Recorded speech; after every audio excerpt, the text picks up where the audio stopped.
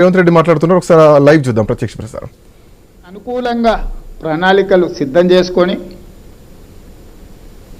పేగుబంధం తెంచుకొని దేశానికే నాయకత్వం కావాలి, నాయకుడు కావాలని దురాశతోని బయలుదేరి ఉన్నది పోయింది ఉంచుకుంది పోయింది అనే పరిస్థితులు ఈరోజు రాష్ట్రంలో రావడం జరిగింది. కానీ ఓ అందశ్రీ, ఓ గద్దర్ వాళ్ళు ఏం ఆశించలే, ప్రజల స్వేచ్ఛను ఆశించారు. ప్రజల భావన, ప్రజల యొక్క ఆలోచన, ప్రజలకు ప్రేరణనివ్వాలి, ప్రేరేపితం చేయాలి, ప్రజల్ని నడిపించాలన్న ఒక సంకల్పంతో వాళ్ళు ముందుకు నడిపించారు. అందుకే 10 సంవత్సరాల ప్రతిపక్షంలో ఉన్నప్పుడు కానీ, అంతకంటే ముందు 10 సంవత్సరాలు తెలంగాణ ఉద్యమంలో ప్రజాప్రతినిధిగా పాల్గొన్నప్పుడు కానీ, ఈనాడు 20 నెలలు తెలంగాణ రాష్ట్ర ముఖ్యమంత్రిగా బాధ్యత స్వీకరించిన తర్వాత కానీ ఏ రోజు కూడా అందశ్రీ గారి పట్ల మొదటి రోజు ఉన్న గౌరవము ఈ రోజు వరకు ఆ గౌరవం పెరిగింది తప్ప ఎక్కడ తగ్గలే.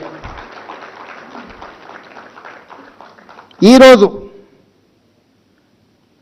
చాలామంది నీకు అధికారం వచ్చింది కదా, నిన్ను ఇబ్బంది పెట్టిన వాళ్ళని ఏదైనా చేయడానికి నీకు అవకాశం ఉంది కదా అంటే నేను చెప్పిన, నేను ఎవరిని శత్రువులుగా చూడను.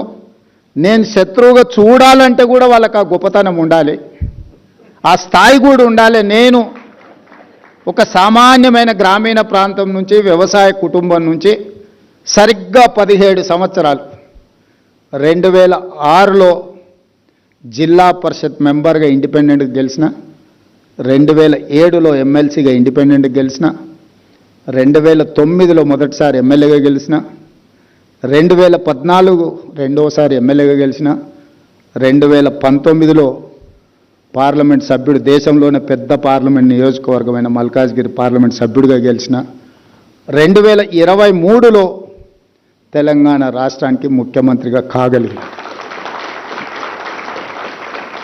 గ్రామీణ ప్రాంతం నుంచి, వ్యవసాయ కుటుంబం నుంచి, మధ్యతరగతి ఉమ్మడి కుటుంబంలో పెరిగిన నేను ఇంత గొప్ప అవకాశాన్ని 4 కోట్ల తెలంగాణ ప్రజలు ఇస్తే, ఈ అవకాశాన్ని 4 కోట్ల తెలంగాణ ప్రజల యొక్క సంక్షేమం కోసము, అభివృద్ధి కోసము, ఈ ప్రాంత అభ్యున్నతి కోసం ఉపయోగించకుండా నాకెవరో నచ్చలేదనో, నాకెవరి మీద కోపం వచ్చిందనో నేను ఈ అధికారాన్ని ఒకవేళ వినియోగిస్తే నాకంటే మూర్ఖుడు ఇంకొకడు ఉండడు అని నేను భావిస్తున్నాను.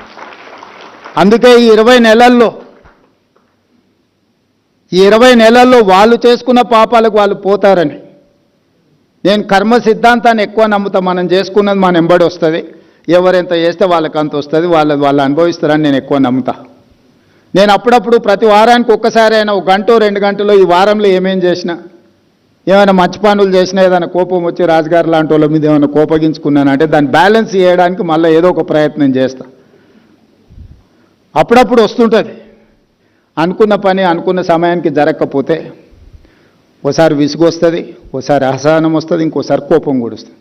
ఆ కోపం వచ్చినప్పుడు ఎదురుగా ఎవరైనా ఉంటే వాళ్ళ దురదృష్టం, నా తప్పు కాదు అది. అందుకే నేను కోపం వచ్చినప్పుడు తక్కువ మాట్లాడతా, తక్కువ మందిని కలుస్తా. ఎందుకంటే నా కోపం వస్తే ఒక్కోసారి అది అట్లుంటుంది. అందుకే నేను కోపాన్ని ప్రదర్శించాలన్న ఆలోచనతో తెలంగాణ రాష్ట్రానికి ముఖ్యమంత్రిని కాలేదు.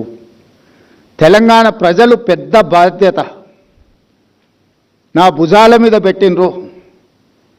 ఏ హోదా నిర్వహించకుండానే, ఏ మంత్రి పదవి చేపట్టకుండానే ప్రతి స్థాయిలో స్థానిక సంస్థల నుంచి చాలామంది ప్రజాప్రతినిధులు 8 సార్లు 10 సార్లు 12 సార్లు అయిన వాళ్ళు కూడా ఉన్నారు.